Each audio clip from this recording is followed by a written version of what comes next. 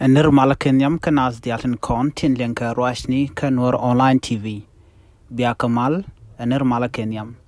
Mi jiram jidit ka jan channel me kanur online TV ngot ken kono kala ban ga jan gwasme der subscribe. Nirmala Kenyam gwasme ban ruach ka tin kono lat karodian which ka South Sudan. Bia Kamal kanur online TV mi jiram jidit ka jan channel me ni jogono jin nywa kanasin ko kien. Ko de leriti de kan shamara shub kaji kwasa dana pai kalarich ler ban ga den kwasa men inshallah dinena sharam kel shaja nak ne dang di te shamu ka bot re wicha ka ko kariya ga mutoko ga changa den dang ru de ka pai baro ron kin daro jan dang ru mon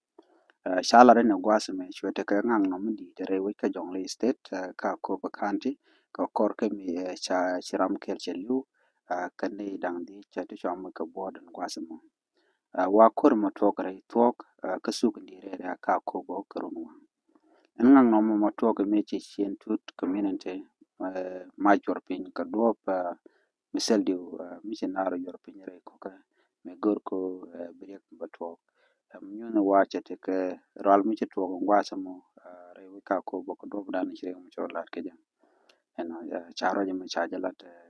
pognyang tu jek